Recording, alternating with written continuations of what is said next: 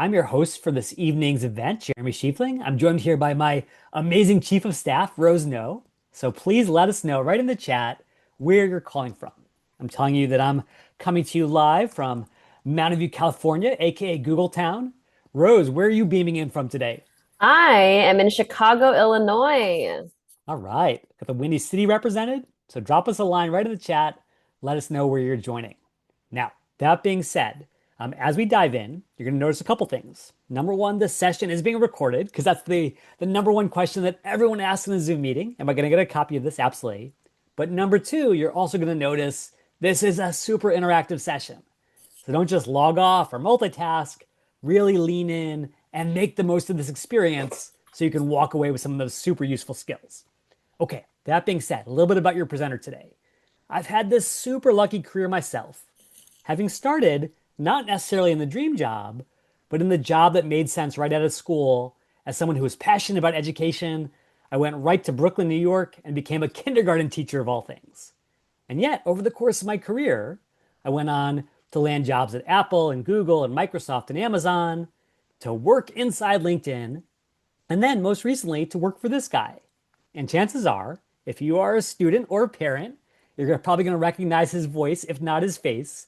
But of course, this is Sal Khan, the founder of Khan Academy and the maker of all those videos you may have watched to learn algebra, calculus, all those good things. Now, Sal was my boss back in the summer of 2022. I'll never forget the moment that he called me into his office and said, Jeremy, please shut the door. What I'm about to share with you is about to change the future of our species. And I was thinking to myself, whoa, this is a little crazy. But sure enough, right there on his screen, 6 months before it launched to the public, was none other than ChatGPT, because we had been selected by OpenAI to be their very first launch partner. And as soon as I laid eyes on this tools, I said, hey, we got to get them into the hands of students so they can leverage them to land the jobs they love. And that's been my mission over the last couple of years, working with top students, top alumni around the world to land the jobs they love. And I want to do the same for you and for your loved ones tonight. But I do have to warn you, this is not your standard webinar. You guys know the drill. You go to a webinar, you watch some bullet points, kind of half listen while you're cooking dinner over here. No way. This is a hands-on session with the goal to get you to take action. And to that end, there are three big actions we're asking for here. Number one, we're going to ask you some answers, some pop quizzes right in the webinar, and we're going to ask you to answer in the chat. Number two, we're actually going to be even a little bolder and ask you to volunteer for some live demos. There is no single better way to learn how to master all these career tools than to try them yourself. And if you go to bat for us tonight, we're going to go to bat for you in the form of a free LinkedIn profile makeover. So if you want a chance to have a LinkedIn insider make over your profile and help you stand out, all you got to do is raise your hand when the time is right. And then third, and most importantly, when you've got all of those juicy questions about how do I get that interview? How do I get through the ATS? What do I do with LinkedIn? I want you to drop them right in the Q&A. Now, obviously you can put stuff in the chat. You can keep that going back and forth. But if you put them in the Q&A, you have the added bonus of giving other folks a chance to upvote them. And that way, we'll really take the questions that are on everyone's minds right off the top. And with that said, it's time to dive in. Rose, are you ready? Always. Hey, let's get this party started, y'all. First pop quiz. If you had to guess, how many resumes is the average recruiter juggling at any given time here in 2025? Is it A, 100 resumes at once, B, 1,000 resumes at once, or C, a whopping 10,000 resumes all at one time? Come to the chat as fast as possible. Give us your best guess. Now, what are you seeing, Rose? What are some of the trends across the chat? Mostly C and B. We have a couple optimists with A. Okay, interesting. But yes, mostly B and C are the big ones. Awesome. And so, Rose, if you had to guess based on everything you've seen, and I should mention, Rose is currently a student herself at the University of Chicago's business school, so she knows all about this world firsthand. What's your guess, Rose, and what's behind your calculation?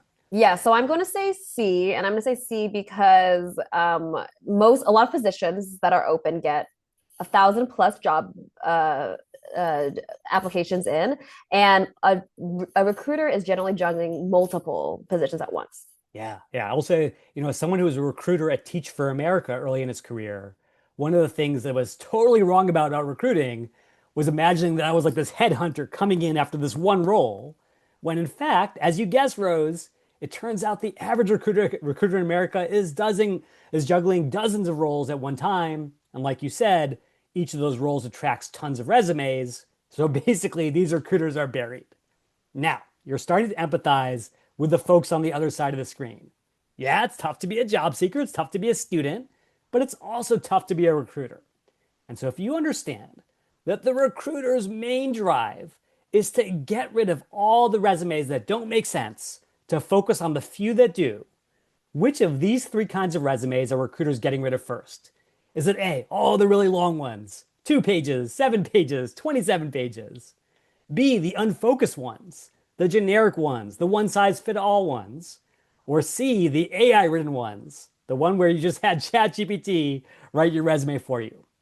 And again, Rose, what are you seeing here in terms of sort of the zeitgeist of the chat? I'm seeing a little bit of everything, honestly. A, B, and C, probably equal ones.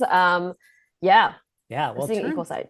it turns out that, yeah, you definitely don't want to have a 27-page resume, and you probably don't want to have ChatGPT write the entire thing for reasons we'll discuss in a moment.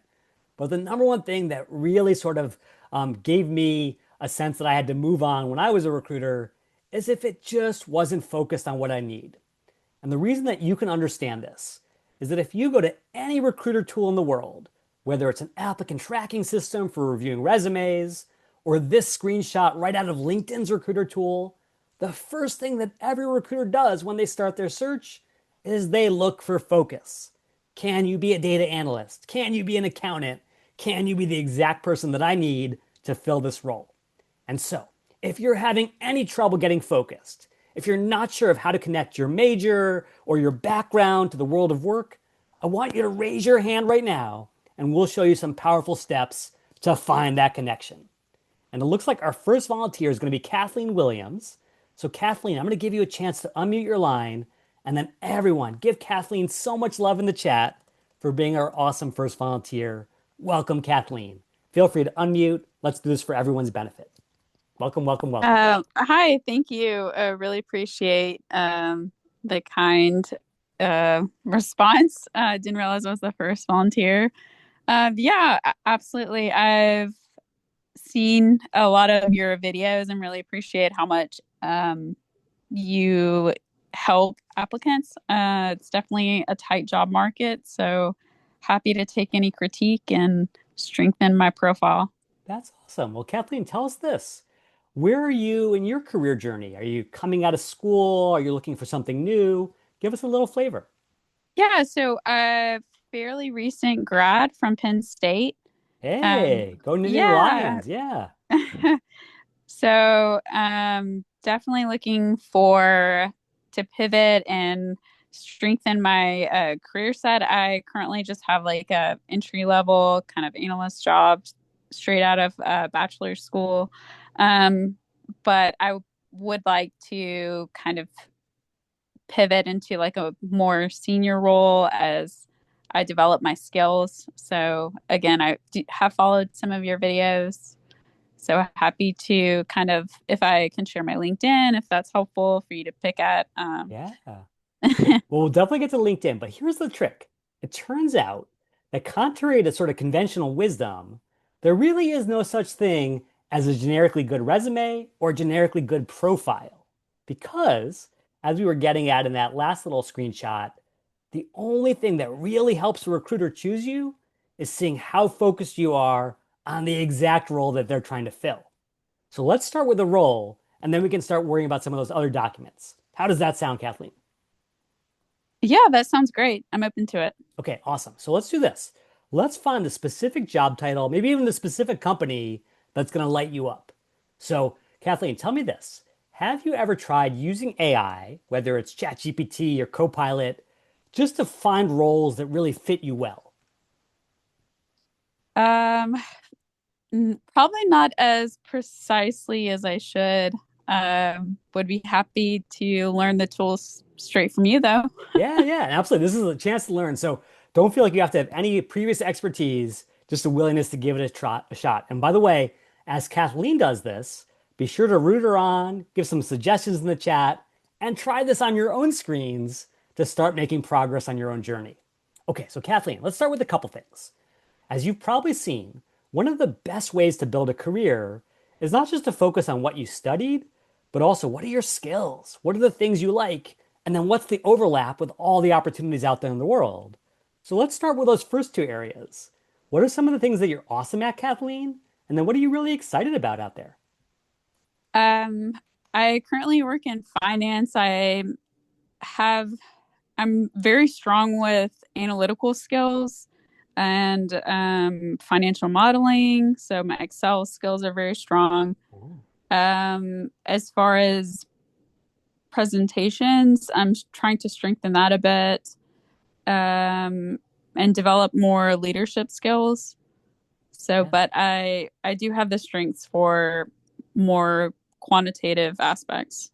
beautiful. So got this really strong analytical background. You're looking to sort of round it out with some of those softer skills, presentation, leadership. Mhm. And then we're going to say, what are 10 specific job titles that match my background and interests? And now we're going to start talking the language not of academia, but the language of recruiters. Because as mentioned, no recruiter says, hey, I just want a generic student or a generic recent grad. What they say is, I need a financial analyst or a corporate finance associate. And so we're going to get a sense of what's possible starting with this list. Now, to narrow it down a little bit, Kathleen, tell me this. When you think about what you want in that next stage of your journey, whether it's compensation or prestige or work-life balance or travel, what's going to make you so happy when you step into that next role? I currently I like finance specifically because it's constantly changing. So I Yeah, would look for a role that's very hands-on, very active, and has a variety of information that's always coming to the forefront. So yeah, I think that consulting specifically sounds exciting. As far as getting specific for the type of job within consulting, I'm not quite sure, or yeah, even absolutely. the type of industry. Yeah, and that's where AI comes in. Because like, here's the reality: there is no way that a single institution, whether it's high school, college, whatever, can teach you about every industry, every job title under the sun. But because these AI models have been trained on all that information, they can start to find those hidden connections. So check this out, Kathleen. We put together this prompt. And by the way, I'm putting all the prompts right into the chat. And you can see that each of these roles contains trade-offs. Some are going to give you a greater variety of experiences like investment banking. Some are going to be a little more hands-on or a little more hands-off. And so if you want to dive a little deeper into one of these roles in particular, Kathleen, is there one role that just leaps off this page where you're like, huh, I want to know what that feels like to do that job? Um, the management consultant seems interesting because there's a variety of clients, industries. I like the constant change. Yeah, absolutely. And I will tell you, when I was at your stage of my career, I was super intrigued by consulting. But I had a big problem, Kathleen. As a kindergarten teacher, I didn't know any consultants. I didn't know anything about consulting. And so when I started applying to McKinsey in places, I had no idea what I was even getting myself into. If you don't want to make that same mistake, Kathleen, who could you be talking to today to really start to understand this world firsthand? Someone who currently works in that industry. Yeah, and let me show you the huge advantages of Nittany Lion. It Okay. turns out that if you guys come to LinkedIn and you look up your alma mater, and it could be Penn State, or it could be a tiny school like Swarthmore where I went, or it could be University of Chicago like Rose, whatever the school is, public or private, you're going to find that my team at LinkedIn built out this little tab called the Alumni Tool, which is designed to help you answer these questions. It says, hey, no one's born knowing what a consultant does, but we can learn about it by standing on the shoulders of giants. So check this out, Kathleen. We're going to say, of these 500,000 Nittany Lions, how many are in consulting? And it turns out there are hundreds at Deloitte and EY and Accenture and IBM and PwC, all these cool places. Now tell me this, Wow. Kathleen.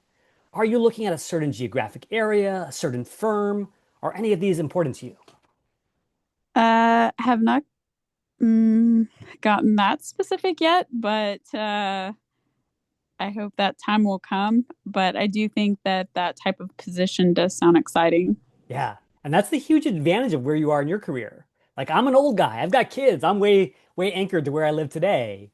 But you can explore opportunity wherever it takes you. So you come on down here and say, okay, what does it actually look like to break into one of these spaces? What's that going to feel like? So let's go over here to Sandra, who's a strategic marketing consultant. If we want to understand what this looks and feels like, we got to reach out to her. Because again, she started out at Penn State just like you did once upon a time. Now, I don't know if you spent a lot of time on LinkedIn, Kathleen. I know it's not the most engaging social network in the world, but do you have a sense of if you want to reach out to this fellow Nittany Lion, are you going to connect with Sandra, message her? What's your instinct? Um, I found that it's usually works when I connect with them first. I've used the InMail, but sometimes people don't see it or they think that it's like spam. Yeah, absolutely. So you say, hey, I definitely don't want to spend $50 a month on LinkedIn Premium because what new grad has that? On the other hand, if I go to connect and add a note, that feels pretty good because it's free. There's only one little problem, Kathleen. I know this is a little hard to imagine, but if you are the super successful consultant like Sandra, you're busy working with clients and solving all these problems, how often do you think you're checking your LinkedIn inbox? Um, Probably not very often. Exactly. It turns out, and this is really kind of scary, is that the average LinkedIn user during my time at the organization was checking their inbox something like one time per year.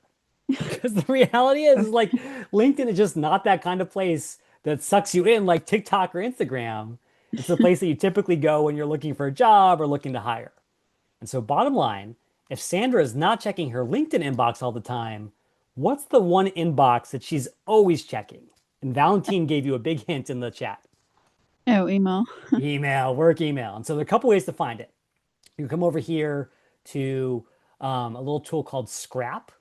And what Scrap will do is sort of track down email addresses across the internet. If anyone wants to try that out, you go to scrap.io. It's all free. Everything I'm showing you today is free. But you can also just come over to ChatGPT and say, what is the email address for, I believe it was Stumbaugh Consulting, Stumbaugh Consulting in Oakland.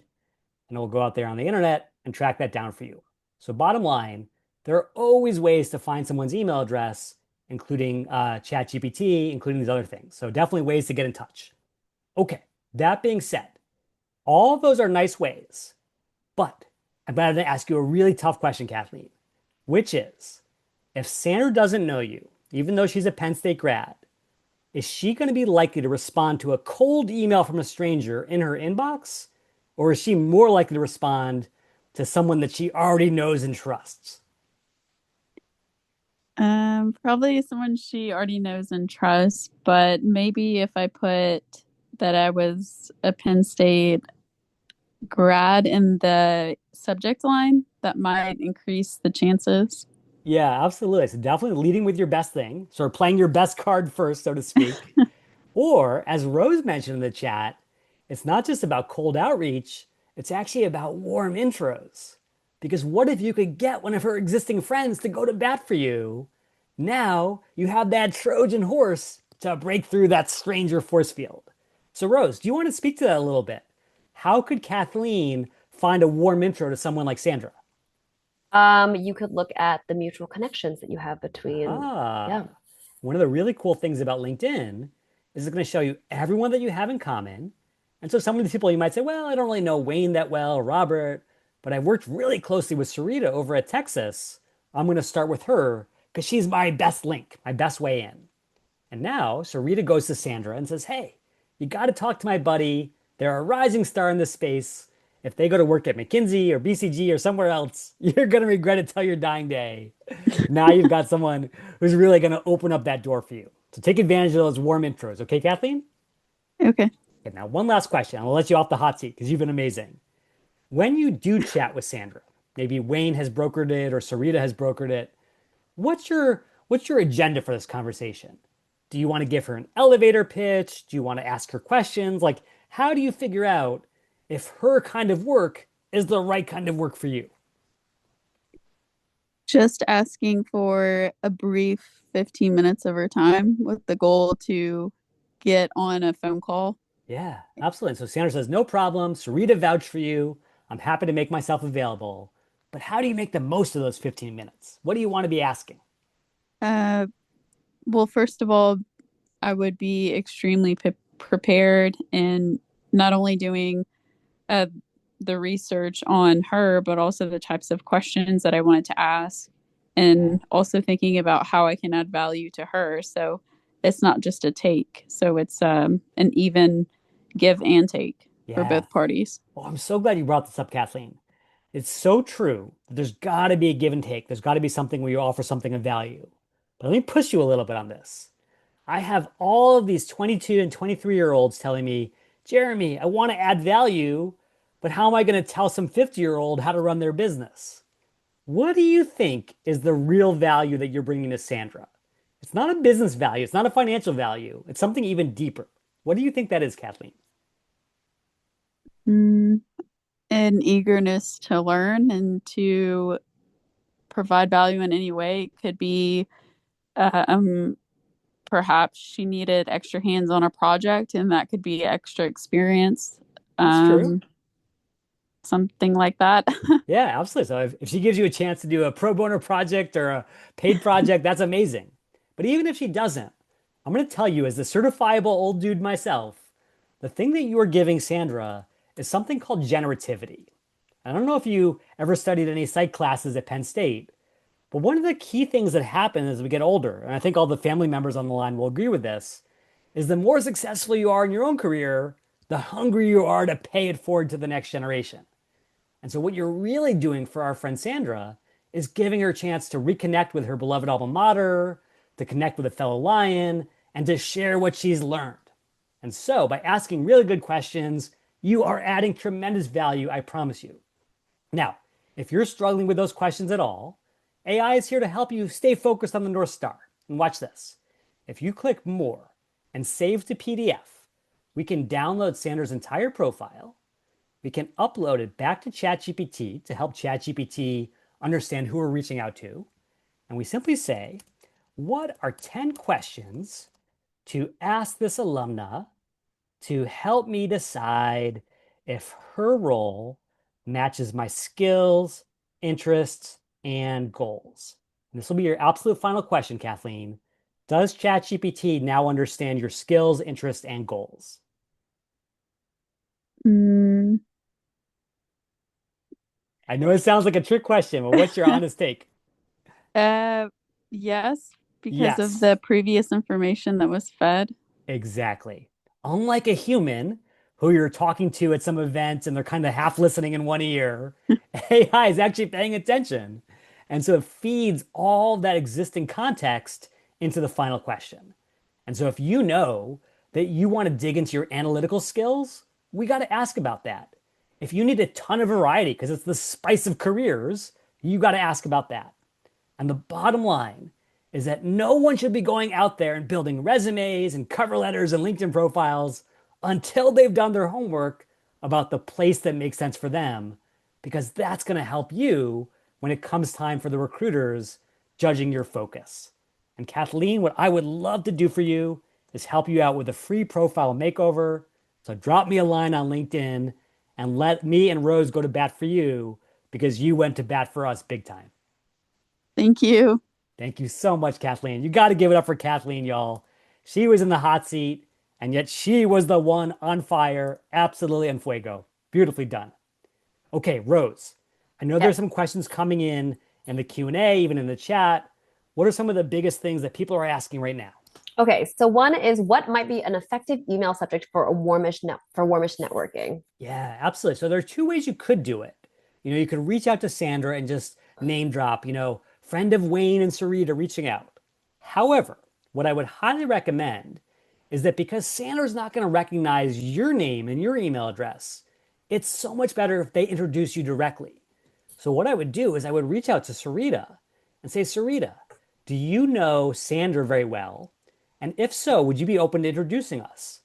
And to make it really easy for Sarita, even if she's super busy, I would even give her a little blurb about me that she can forward directly to Sandra and just CC me on. So that way she doesn't have to write up a whole fancy intro. That makes it easy for me to get that social proof associated with Sarita's name and makes it easy for the conversation with Sandra to get off to the races faster. Love that question. Any other ones, Rose? Yeah, so we have another one that Mark asked about what we should be asking ourselves when we're evaluating an opportunity and whether it's right for us. So I answered being Yeah. saying that, you got to reflect on what's important to you. So that's your long-term goals. Does it align with your core values? In addition, you want to look at your skills and whether or not you can do the job and if that job affords a clear path for, advancement or development. And then other things are location, like do you want to move, pay, and work-life balance, like how many hours you want to work. And then Mark said, great, most 20 somethings don't necessarily articulate long-term goals. So do you have Oh, anything to add interesting. there? Yeah. And so I want to take the pressure off. Whether you're a recent grad or a parent or family member of a recent grad, I know there is so much hyper pressure in our society about what are you going to do with your life? What's your career path? All this stuff. And I think Rose and I both know this. But the reality is, as I mentioned, careers are long and winding. Do not feel like you have to hit a grand slam in your first job out of college because you're going to have a ton more jobs along the way. Instead, what I would optimize for is where can you get to work quickly? Where can you work on something that you're curious about, that you're excited about the actual job versus just the brand name of the company? And then as you learn, you're going to learn two things. You're going to learn about the job and you're going to learn about yourself. If you had told me at age 20 that I would be an entrepreneur someday, I would say, no way, that's crazy. That's not me. But over time, like a sculptor chiseling away stone, your sort of preferences are revealed and you get to know yourself better. So let your own experiences guide you. Don't feel like you have to crush it on day one. Great, great question. Okay, let's move on to our next question. I love what Rose said. And Rose, make sure that you're sharing with everyone in the chat. Rose had just shared the secret is that we are all winging it, y'all. Nothing could be truer than that. Even folks at my advanced stage are still making things up just a little bit as we go along. Okay, speaking of making things up, if you are a recruiter and you are facing, this blizzard of applications and billions of candidates on LinkedIn, how the heck do you know who's actually worth interviewing? Is it A, all the classes they took in undergrad? B, the keywords they listed on their resume? Or C, that seemingly all important GPA they worked so hard to earn back in school? Now, especially for the recent grads, I know that A and C are tempting because that's where you've spent so much of your recent experience. But Rose, I'm seeing a lot of B's in the chat. What do you think's Yeah, behind that? our group is just too smart. I That's think really what it so. I think is. so. Um, and just to explain that a little bit, let's peel back what's going on behind the scenes. It turns out when I was a recruiter at Teach for America, all the way to recruiters at Google today, recruiters say, hey, there is no way that my little human mind can deal with 10,000 resumes or 1 billion LinkedIn profiles. I need algorithms, I need software to help me pull that digital needle out of the mega haystack. And as a result, what it's all about at the end of the day is if you want a recruiter to read your resume and get to know you personally, you gotta prove that you make sense, and keywords are the way to do it. So, if you want to find your most important keywords and get them into all the most important places in your resume, I want you to raise your hand loud and proud right now in Zoom because you're going to be the next recipient of a free profile makeover. And Aviana, you've got the hot seat. So, Aviana, please feel free to unmute your line. And then, everyone, please blow it up with emoji love for our friend Aviana. Welcome, welcome, welcome. Thank you so much. Of You said it course. perfectly, actually. Oh, that's No awesome. one ever gets my name right. Oh my goodness. Well, Avian, I don't know if you just saw it, but you had like an emoji explosion there. So you're getting a lot of love. Thank you. Thank you, And everyone. just tell us a little bit about yourself, Aviana. Where are you in your career journey? So I like to say recent grad, but more like I graduated class of 2023 from Boston College, Woohoo. and and I'm now pivoting over to a more like UX design focused career coming Yeah. from social media marketing and content creation. I love that. And I think UX is such a cool space to be in. For Yeah, those who don't know, UX stands for user experience. And it's basically like all this software that we spend our whole lives marinating in. So much of it is poorly designed, not with really with humans in mind. Aviana is going to make that better. Isn't that right, Aviana? I hope so. Okay, I'd be happy to. that's the plan. Okay, so to get you into these UX roles, we've got to think like a UX recruiter. So, if I was a recruiter and I was trying to train my ATS, my applicant tracking system, to know what to look for in a really good candidate, how could I feed it the most important keywords? Where would I get that list of really critical skills from in the first place? I'm assuming LinkedIn. Yeah, LinkedIn and specifically job postings. Because it turns out that a job posting is not just sort of checking an HR box and filling out a million bullet points, but it's actually a cry for help from inside the building where your future employer, Aviana, is saying, hey, I need a UX superstar. Where is she? And you've got to answer that call. So, Aviana, let's start with a UX job. And just to be clear, are you focused on UX design, UX research?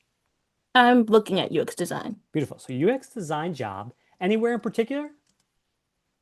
I'm looking to stay in the Boston area. All right, staying in the hub of the universe, as they say. And sure enough, there's tons of UX design roles there, and everyone should feel free to do their own search on your side. Let's start with maybe this UX designer role at Car Gurus, because it's not necessarily like someone with 8,000 years of experience. But what you will see is that inside this job description, there are all these bullet points. Do this and do that and do a million other things. If we could just suck out the most important keywords, Aviana, so you can nail those in your resume, would that be a good first start? Yeah, that'd be great. Okay, so everyone try this. This is going to be a skill you'll use again and again throughout your career. If we know that these applicant tracking systems are scanning for the critical keywords, we've got to figure out what those keywords are. So we come over to AI. And again, any tool will do. We say, what are the top 15 most important skill keywords in this JD job description? We just drop in that entire blob, all those bullet points. And then, for the first time in the history of job seeking, Aviana, we've got what we need, which is the truth. Here's the stuff that really matters. Right. So, big question, Aviana. If you want to know how you're doing on these keywords, what should our next prompt be? How does my resume stack up against these keywords? Exactly. And Aviana, is it okay if I go to your LinkedIn profile real quick just to get sort Yeah. of a proxy for your resume? And I promise to shower it with keyword magic. Of course. All Should right. I just Yeah, if you've got the URL handy, that's great. Otherwise, I can certainly look it up. Oops. Yeah, maybe if you've got it, let's see here. Yeah, so while Aviana pulls up her URL, feel free to pull up your resume or your LinkedIn profile. I'll show you another little hack for getting that into ChatGPT. And then Aviana, just let me know when you have your profile ready, or if you have another name that I should search for. Oh, there it is. Beautiful. Okay, awesome. So here's Aviana's profile. And what we're going to do is that same exact little hack.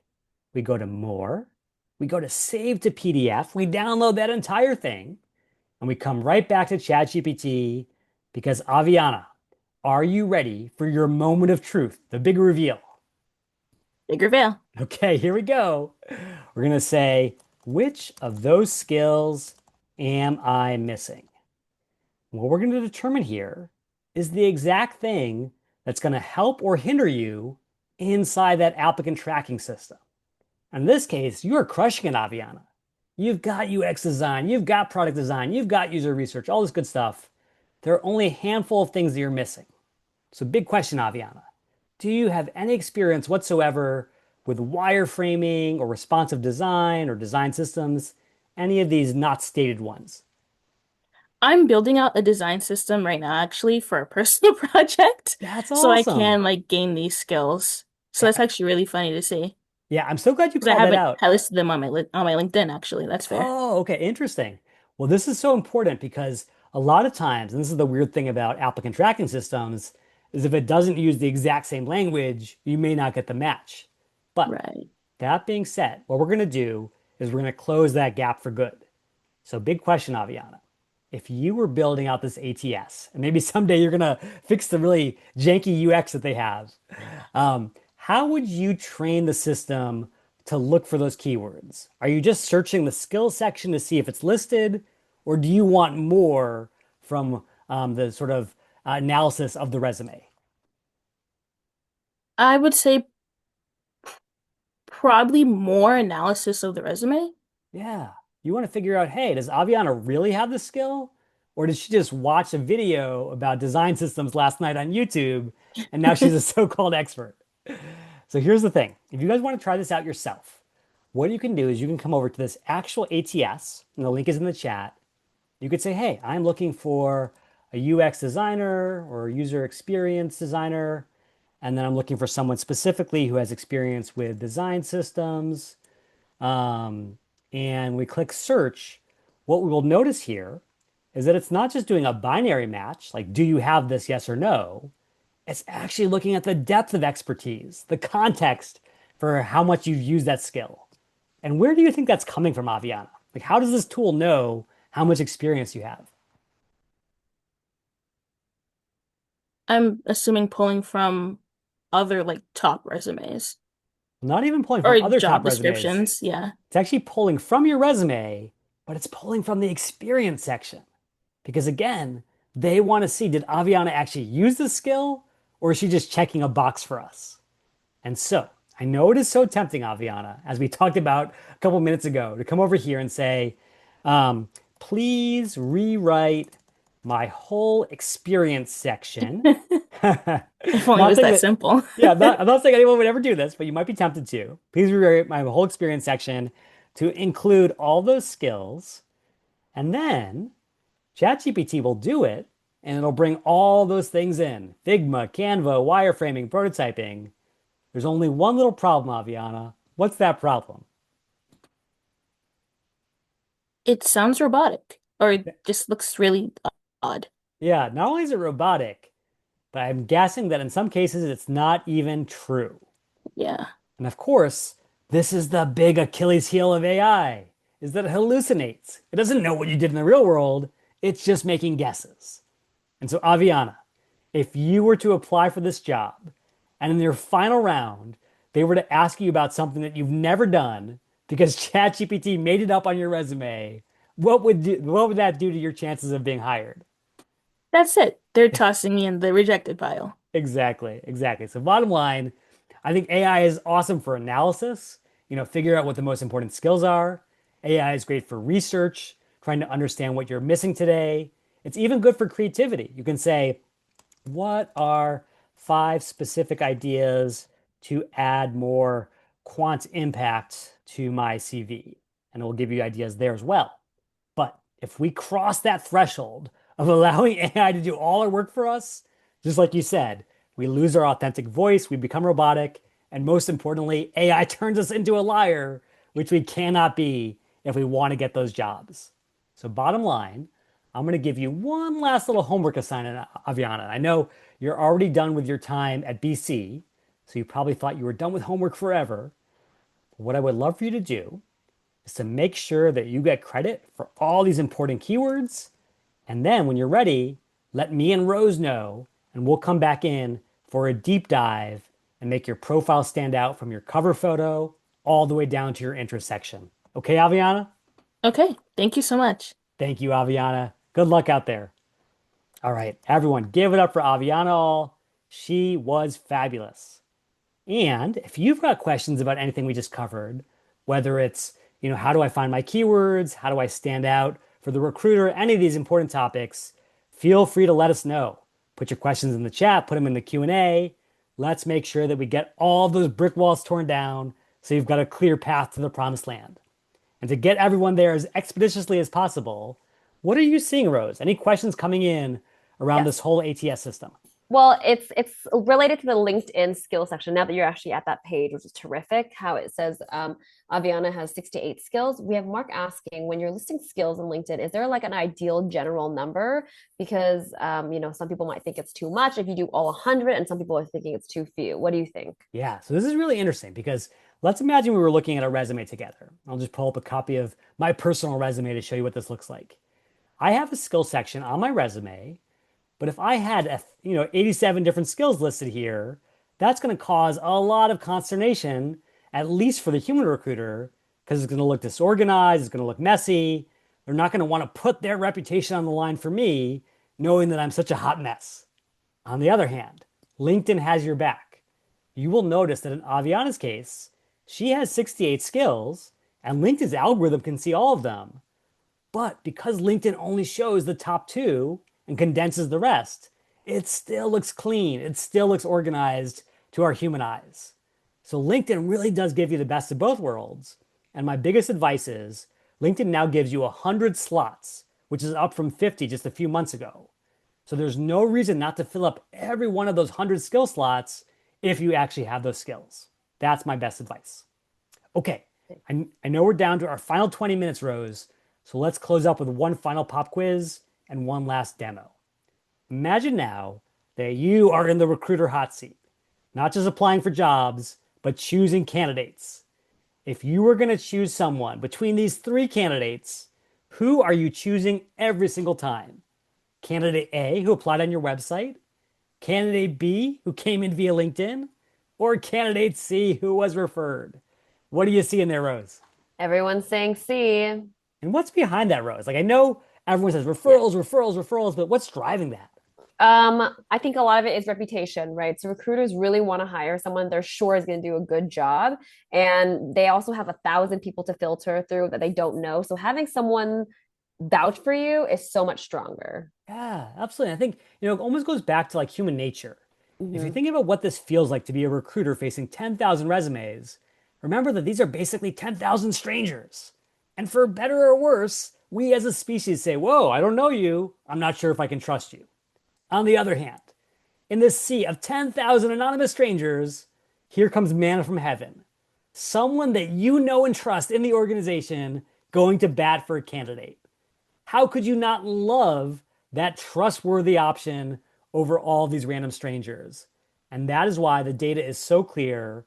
You are not just a little more likely to be hired, you are 10x more likely to be hired just by getting a referral.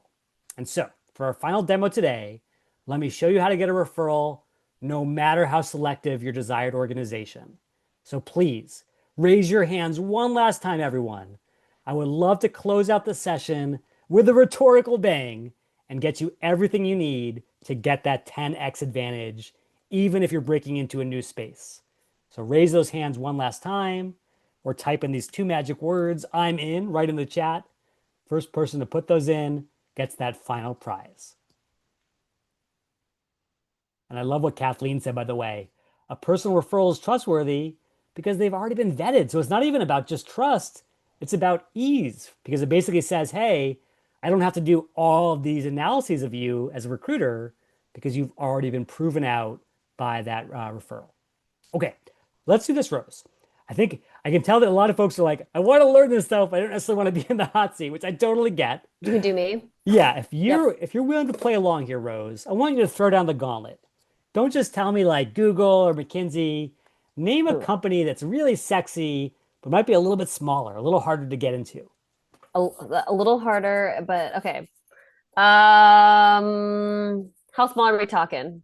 Yeah, like what would be a really top firm for some of your booth classmates who say, hey, I want to get in on a hot startup. I want to get in on the ground floor of something that's going to be the next big rocket ship. Yeah, that's a good question. I feel like I should know the answer to this, but OpenAI oh, or okay, yeah, let's say open. I was gonna Anthropic say or OpenAI, yeah, so let's do let's do OpenAI. Yeah, OpenAI. this is kind of the AI session, so we might as well do it. Okay. Yep. As far as I know, OpenAI is still just a few thousand people compared to Okay. like 50,000 at McKinsey and like 500,000 at Google. So it'll be a little more interesting. But no matter what your target company is, I want you to come to LinkedIn one last time with me and just plug it in. So we're going to put in OpenAI, but obviously if you are excited about Google or McKinsey or anything else, put them in. And then once you have them pulled up, you come right over to their page on LinkedIn. And then, if you recall, there's that alumni tab that my team built at LinkedIn. Well, there's a corresponding tab over here called People.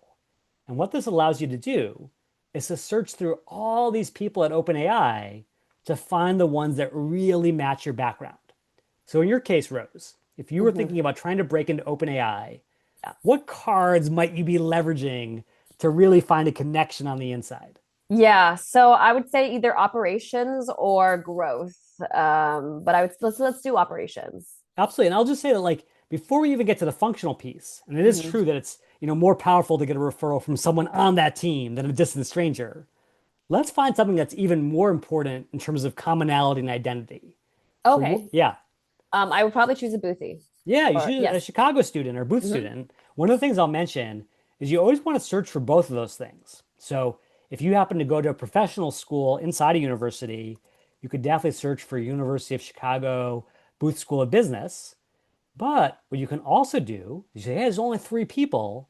If I go to where they studied and then I do University of Chicago, what you will find is that there's actually a lot more from the mothership university. Hmm. Now we're up to 23. And so you always want to get credit for both of those affiliations. Okay, so we got 23 people to choose from. Now let's get into the functional piece. What were you saying, Rose? Operations was of interest? Yeah, I would say yeah, I would say like my background's heavily in operations. Okay, beautiful. So we'll head over to operations. Now, remember what we just did? We went from 1 billion people on LinkedIn to 5,000 employees at OpenAI to 23 who went to Chicago or Booth to the 7 who are on the ops team. Like, this is sort of like targeted networking like never existed before the advent of LinkedIn. Now we've got our people over here. We can scroll on down and let's find someone really awesome to connect with on the inside. Let's go to Rachel on the human data team at OpenAI. Very Mhm. intriguing. Again, just to sort of reiterate what we talked about before, you could obviously message her and pay for the privilege. You could connect her and hope that she checks her LinkedIn inbox. But as you yourself mentioned, Rose, what's a way better way in? Email. Email or especially the warm intro. Yes. Rahan, Teddy, let them go to bat for you. I'll just give a little plug. If you are a new grad and you don't have any connections on LinkedIn, just know that you should absolutely remedy that. You should come to my network and just start to connect with all of your classmates, all of your new grad friends, all of your professors, all of your internship managers, because you're going to be shocked by how many people you know once you start adding them. And then all the people that you know are going to open doors to the Rachels of the world. Okay, big question, Rose. You've gone through Rahat. Rachel has agreed to chat with you as a fellow Chicago grad, as a friend of a friend, all these good things that are flowing in your direction. But again, you only have 15 or 20 minutes because Rachel is at the cutting edge of the Hmm. one thing the world is obsessed with right now. And the one thing she doesn't have is a lot of time. How do you make the most of that time together, Rose? Oh, that's a good question. I think that I probably would do a lot of research on what OpenAI is needing in terms of the future or like what their problems are or how I could help. And then I'd probably help have ChatGPT generate a list of questions I could ask. Yeah, absolutely. So you could say, um, what are some of the biggest pain points? Hmm. Actually, I'm going to show you a cool thing. And Rose will appreciate this as an MBA, but obviously you don't need to go to business school to do this. You say, do a SWOT analysis Hmm. for OpenAI. And can you explain to folks what a SWOT analysis is about, Rose? Yeah, so a SWOT analysis is basically a 4x4 matrix. SWOT stands for strengths, weaknesses, opportunities, and threats, I believe. Yes. Yeah. And so basically, if you want like a quick 30-second download on what's going on in this organization, what are they facing in the world, Hmm. you really can't do much better than this really nice overview because it's going to give you so many juicy topics to dig into. Now, that being said, I know it is tempting to really geek out when you're a big fan of the company or you're excited about the space. But again, don't forget the human in the loop, who's Rachel here. What is Rachel's true favorite topic of conversation, Rose, even more than ecosystems and partnerships? I'm gonna say something, and I hope it's right. It might be kind of controversial, but I think herself, people tend to Yes. like talking about themselves. Yes. I mean, I don't think it's selfishness. It's just human nature, right? Like Yeah. we're all wired to like the things we like. And one of the things that I think, if you've ever read that book by Dale Carnegie, How to Win Friends and Influence People, the fundamental basis is just give people a chance to share what they've learned. Hmm. Whether it's generativity or just pure passion and curiosity, say, hey, what's your experience been like on the inside? What do you love about it? What's driving you crazy? What do you wish you had known 2 years ago before you hopped on board? If you give people a chance to do that, that is really like giving them a gift. Hmm. Okay, let's imagine that you've built out all this connective tissue with our friend Rachel over here. She's really vibing with you, Rose. She's feeling super sort of kind of mentor mentee almost already because of these great questions. Hmm. But now she's got to run to a big meeting with Sam Altman and all the other muckety mucks over at OpenAI. Before she walks out of this conversation, out of your life forever, what could you ask her to maybe plant the seed that someday grows into a referral? Yeah, I think I would ask if I could stay in contact and email her in a couple, in a month or something with updates on my own journey or thank her for her time, obviously. Yeah, I guess what I would Yeah. do. And that is so important. It seems so obvious. But Rose, I've probably spoken to 1,000 Michigan grads over the last decade. People who wanted to work at Google and Khan Academy and LinkedIn and Apple as places. How many of them did I ever hear from a second time, do you think? A second time? Oh my goodness, maybe 1%? Yeah, I was going to say maybe 50 tops. The vast Okay. majority of Yeah. people, even MBAs, everyone, do not typically follow up. And I think it Yeah. just speaks to like, we get busy or we think that we're being rude. But why is it actually the opposite of being rude, Rose, to follow up with Rachel? What are you doing for her? I would say for me, like when someone is asking me for my own experience, I would like to think that it feels transactional when you're just doing one because that way it feels it makes the other person feel like, okay, I'm not useful to you if I'm not giving you a referral. Whereas when you reconnect with someone, it's like, I think you're an awesome person. I want you to be someone that is in my circle, and it's a kind of a compliment to them. Yeah. And it just closes the feedback loop, right? It's like Hmm. you put all this goodness out into the world. Right. Was it actually used? Did it lead to anything useful for the student? And so when you follow up and say, Rachel, that person you connected with me, they were awesome. That blog you told me to read, that was mind blowing. That is catnip for any alum, any human on the face of the planet. Okay, that being said, the one other way that you can drive it even a little faster toward a referral is to ask what I call the power question. And I call it the power question because it brings together all the themes we're talking about. It brings together trust, it brings together generativity, it brings together nostalgia. And so what you want to ask Rachel, you say, Rachel, I am so excited to apply for an opportunity over at OpenAI. But if you were back in my shoes and Hmm. you were trying to break in for the first time all over again, straight from Chicago, given what you know today, what would you be doing to get your best shot in the interview? And I find that there's something about the framing there where you actually ask them to empathize with you because they have been in your shoes. You Yeah. ask them to really share these great secrets that are hard won in their case, where they say, hey, look, I was referred, the entire company was referred, everything is all through networks, through who you know. And then she either says, Rose, we've got a ton of roles open on the ops team right now. Send me your resume. Maybe I'll get a referral bonus out of it. Or maybe she just says, hey, Rose, let's stay in touch. If you see something cool, drop me a line. Maybe I can refer you down the road. Either way, Rose, if Rachel cracks open that door of opportunity just a tiny little bit, do you bust it down? Um, yeah. Heck I yeah. would think so. Yeah. Because here's the deal. Rose and I could have spent a ton of time today talking about all the things that are tough in the world right now, whether it's tariffs or AI or hiring rates or whatever it was. You guys know all of that. You don't need to be told about that. What we want to show you is that even when times are tough, the true, really important A is not algorithm, it is agency. The chance that you have power at your fingertips to control your destiny is what we really want to impart today. And so, bottom line, when that little bit of luck is created through your hard work and your ingenuity, you seize it every last time and you launch your career the best way possible. Well, Rose, I cannot thank you enough for coming along with me on that journey there. If anyone's got any questions about what we just covered, feel free to drop them in the chat. And then, before we bid you adieu, we want to send you off into the next stage of your career with a couple of goodies. So, first things first, feel free to connect with me. Feel free to connect with Rose if you have any questions you want to ask about, after our conversation today. In addition, if you would like to get a free profile makeover of your own, you can grab that right through the link in the chat. We'll help you out that way. And then finally, one last crazy thing. Back when I was in grad school, so the last time that I was in your shoes as a new grad or current student, I had this life-changing experience of spending the summer as a former kindergarten teacher interning at Apple. And even though I was this kid from Brooklyn, all the way out in Cupertino, California, I still got a chance to see the big Apple keynote that summer. And it turned out It was the very last keynote that Steve Jobs ever did. And even though he was really sick at the time and kind of dragged himself onto the stage, he still ended with that signature flourish of one more thing. So Rose and I cannot send you out there into the world without one more thing ourselves.